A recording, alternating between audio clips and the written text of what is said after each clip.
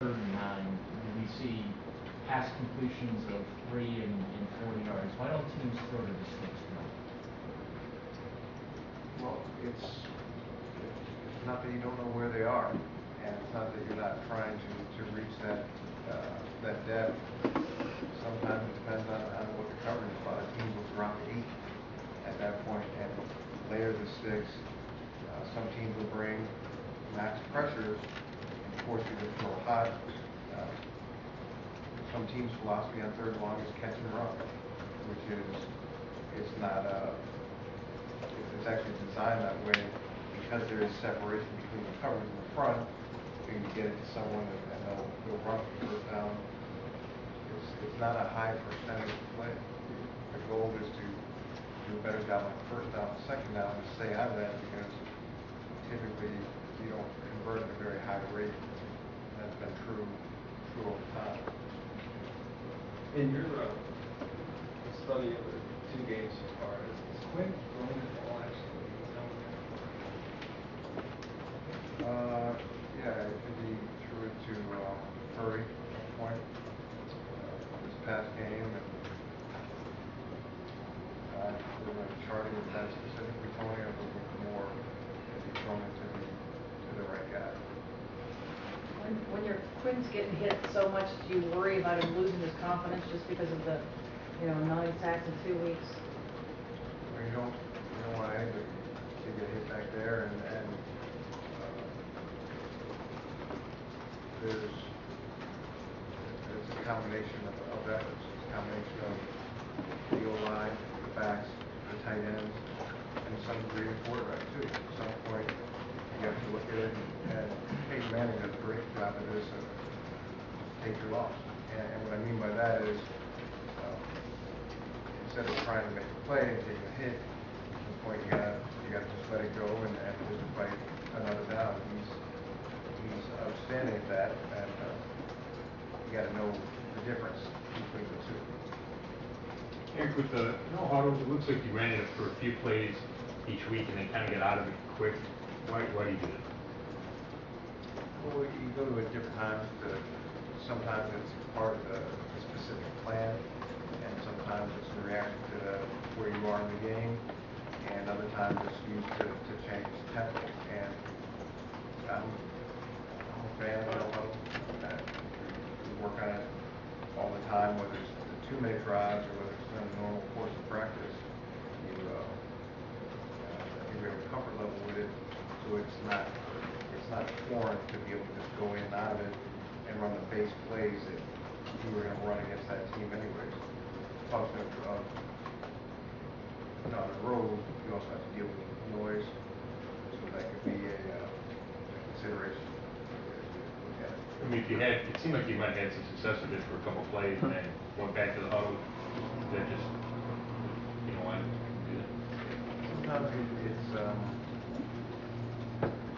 more of a change of pace than anything else. So it's not necessarily you're going in saying, okay, we're going to run X amount of no huddle plays, but not opposed to going in and out of it at any point. There's a lot of factors at play and a lot of dynamics. What's a fair number of starts to be able to judge a quarterback? I don't know if there's one specific number. What I'm always looking for is progress, and whatever that number is, I'm looking for progress. Are you satisfied with Brady's progress in 2 games? Well, I'm not satisfied with any of our progress. I think that the consistency needs to improve, and we're all responsible for that.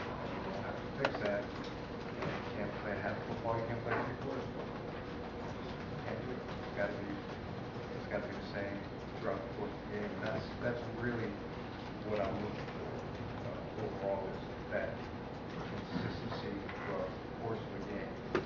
And once we get to that point, things will be a lot better.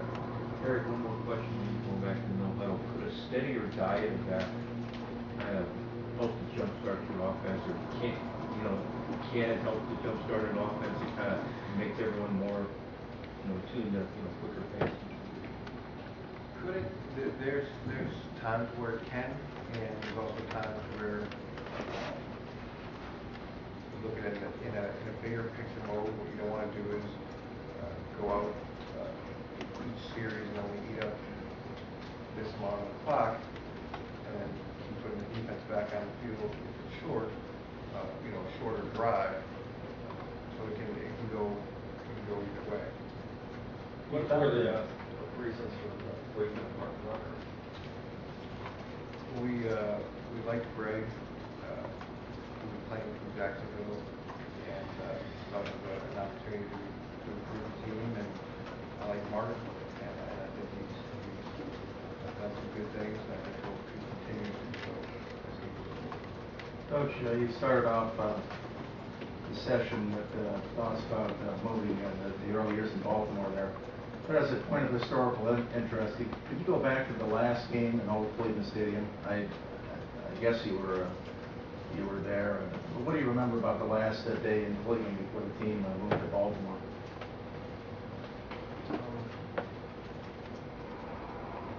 Sad. I think anybody wasn't happy about it. Players, coaches. It was sad. Did you feel like, of course, Bill didn't make it to Baltimore. Did you feel like your NFL career might be over before it started at that point?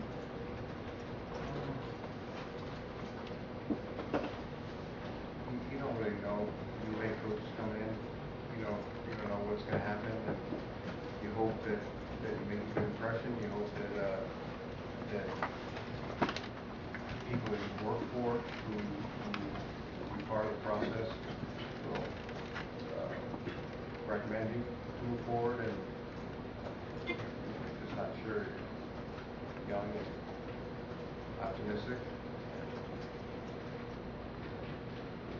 I mean, I didn't have enough life experience at that point to don't know any of it. Eric, I guess it's a bit of a philosophical question, but Brady Quinn has said that his focus is taking what the defense gives him. Isn't there something to be said also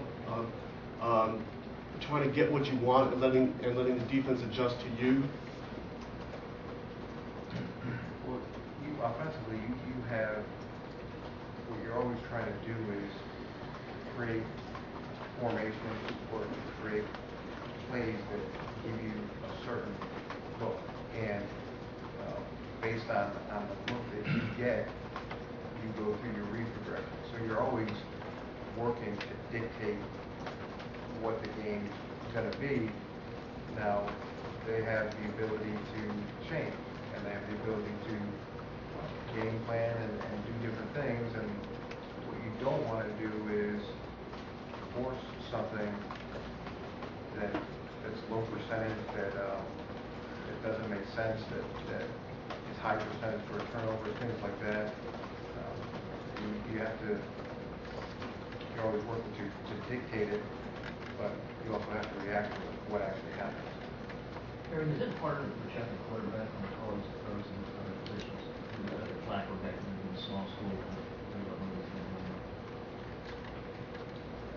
Well,